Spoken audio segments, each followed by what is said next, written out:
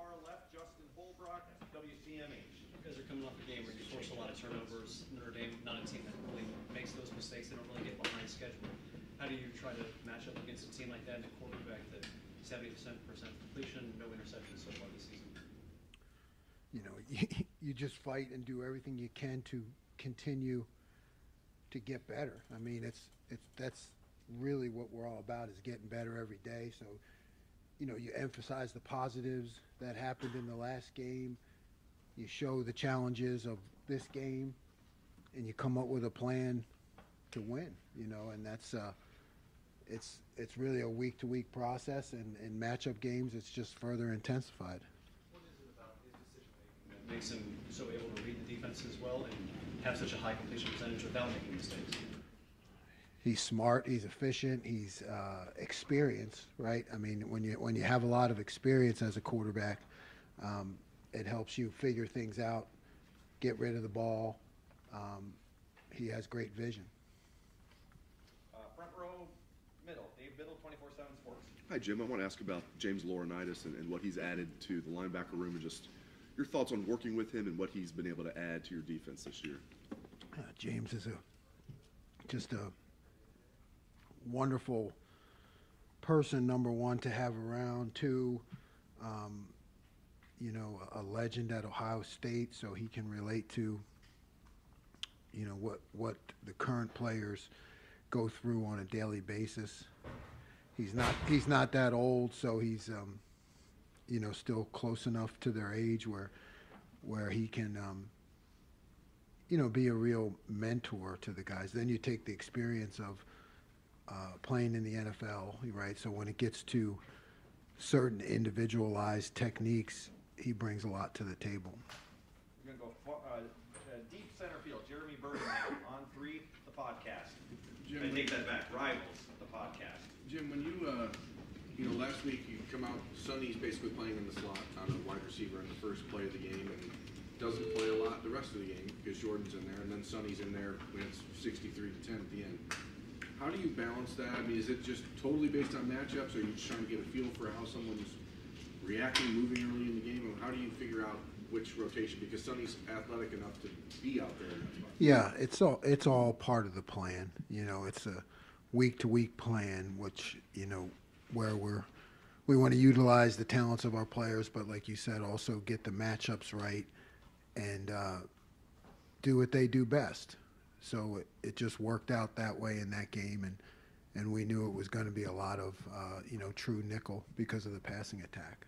What did you think about Jordan's, you know, his response to getting to depth those reps? You know, I thought he made some plays, and I think, you know, he's still a work in progress at that position, and he just needs repetition and continued coaching. But he has the skills. Fourth row right, Andy Backstrom, Letterman Row. Jim, the Notre Dame running back, Andre Estime, does a lot for them. He's kind of a bell cow at this point. What kind of challenge does he present to the defense, and especially the linebackers? You know, it's the running back combined with the offensive line. The offensive line is talented. You know, the tackles are excellent, and he's a strong running back. So when you have an offensive line that works well together, and you know, they're physical and they push at the point of attack, he's a guy who can get behind that, and strong runner, but also elusive. He can also make the cuts. So I think it's a real challenge for us to, you know, play behind our pads and play downhill, because you're going to have to put your face in the fan. Right next door, Cameron Teague Robinson, The Athletic. Jim, we talked a lot about going to that Western game, about this being the big test, the first true test for the secondary. Just when you watch that game back, what you learned about this group that did good or bad about this? Yeah, I mean, I learned that we could compete at a high level against, you know, a guy who I think is going to be an NFL quarterback and a receiver who I think is an NFL receiver. I think they had those two players were premier talents. So, you know, it gets harder and harder every week, but that's why they're at the Ohio State and me too. So you take from it that, okay, we're, in the passing game, we're going to contest them, we're going to compete, and I think that's what we want to do this year. Right behind him, Spencer Holbrook, letterman roll. Jim, you guys have rotated a lot of defensive linemen so far this season. Is this the kind of matchup where you want to see that pared down a little bit and keep your best guys on the field at all times, or is it one where you have to keep them fresh? No, I think we go with our plan. We want to keep those guys fresh, play as many as we can. We want to be strong in the fourth quarter, so we'll continue that way. Second row right, Doug Maurice, Kings of Columbus, the podcast. You talked about Notre Dame's offensive line. When an opponent has an offensive line like that, do you need to think about how do you then decide how much you're going to blitz to get the pressure you want? If you feel like maybe, I don't know, would you feel if we don't blitz, maybe we won't get as much pressure, even though you guys have a good D-line? Well, such is the dilemma, right? I mean, week to week, really is, and you take it play by play and situation by situation, and you want to always have something to change up, keep them off balance. It's just, I guess that's why I work all those hours. If there was an easy answer to that question, I'd be smoking a cigar right now. And it does, they'll protect, right? Run the ball, protect, and then maybe take a deep shot. Your ability of your secondary right now, even if Hartman's back there all day, what's your confidence level in your secondary to still be able to defend down the field, even if they have a chance to take that shot? Yeah, I'm confident, but we won't stop practicing. I think we'll keep practicing. But I'm confident we're staying on top of things, right? We're staying on top of things, keeping it in front, and limiting the explosive plays, and that's a big deal. Right next door, Stephen Means, Cleveland.com. Just to follow up on Sonny a little bit, I think late in that game on Saturday, Jordan was the nickel and Sonny was high. And I know you're not trying to throw too much at him at one time, but how comfortable is he at other spots other than nickel? And is it something that you could potentially explore in a game sometime down the line here? Yes, he's comfortable at both.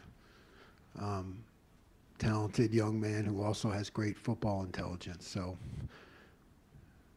yeah, we're gonna keep working with him in different ways without overloading him. It is a balance because I want him to play fast. Right behind him, Dan Hope, 11 Warriors. Jim, what's the biggest difference you've seen from Tyleek Williams that has allowed him to make a more consistent impact so far this season?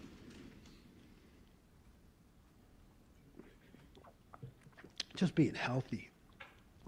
Tyleek is extremely athletic, really athletic. And, he needs the repetitions, missed a lot of reps during camp, right? So the more repetitions that he gets, it just seems like the better he becomes. But staying healthy is a big thing. Right in front of him, Nathan Baird, Cleveland.com.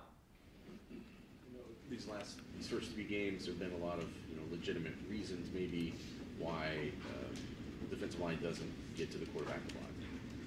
This game, where they do have a more pro-style offense, do you feel like you have to feel the defensive line, just the four-man rush in the pass rush more in order to win a game like this? They have to keep doing what they're doing. Last game was interesting. I don't know how many sacks we got, only a couple, I think. But when you watch the tape, he was under duress all the time, and I think that's sometimes missed, So we just got to keep doing what we're doing up front.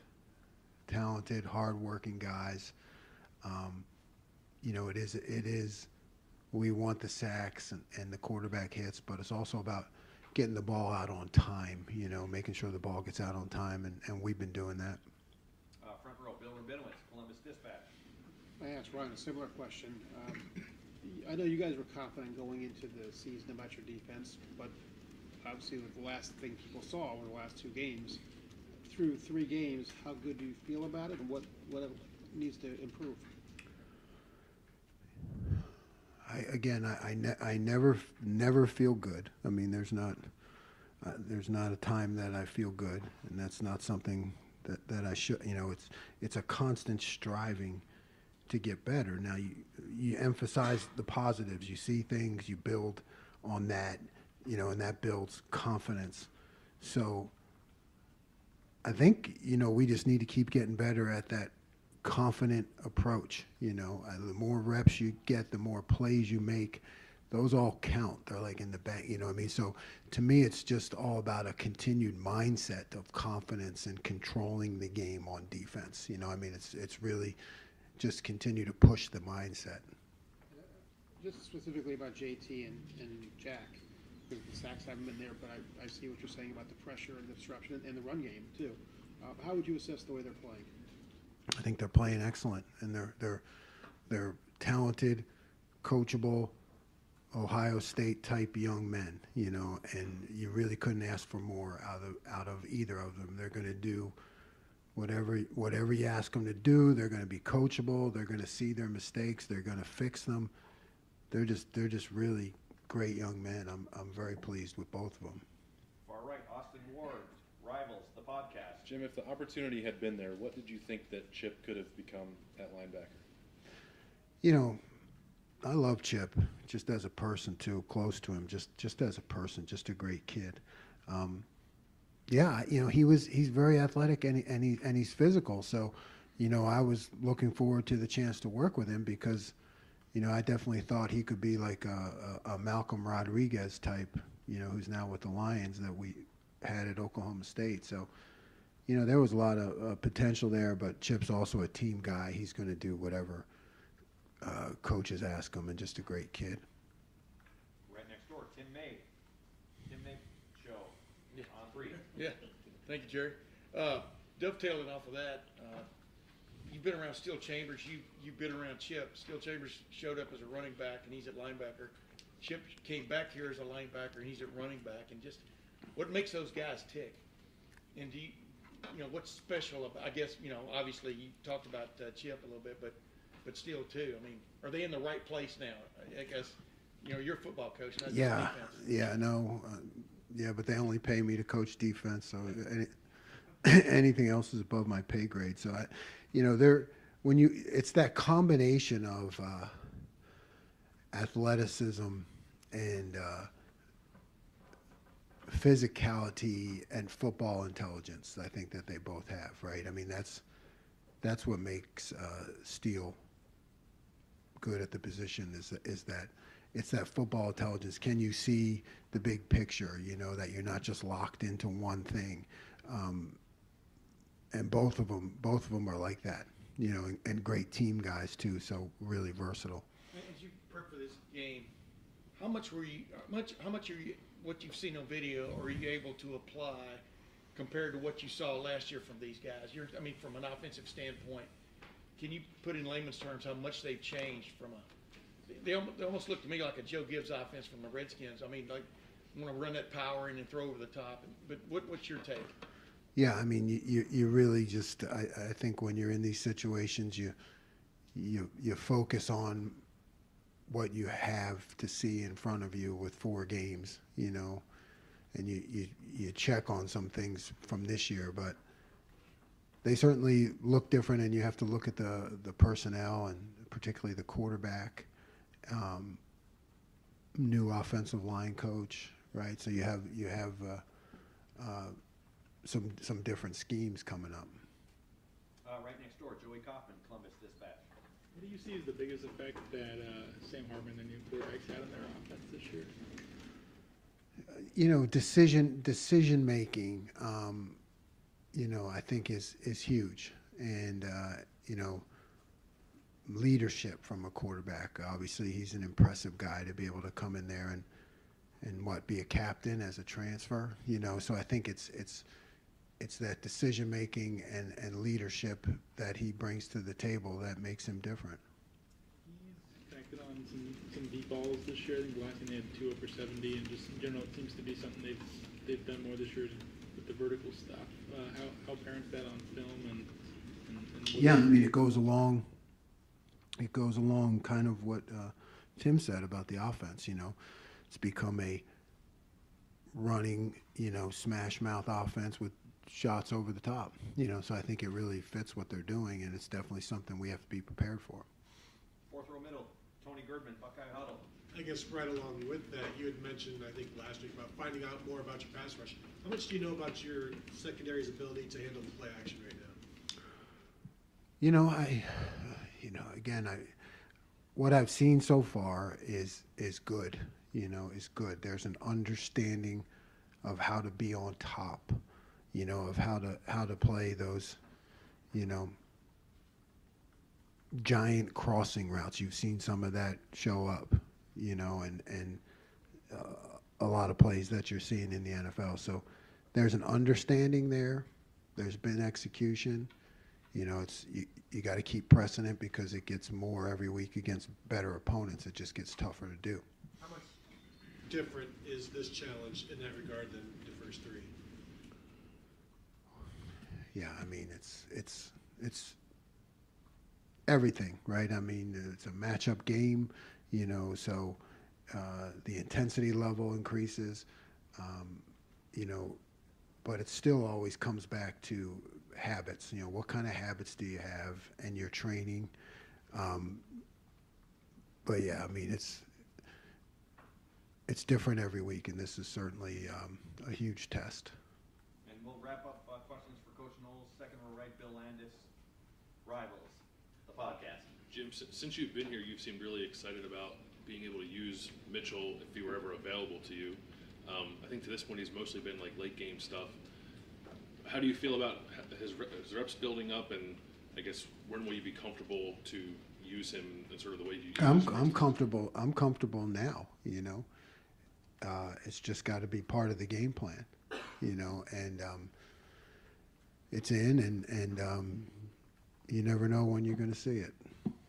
Coach, thank you very much for your time.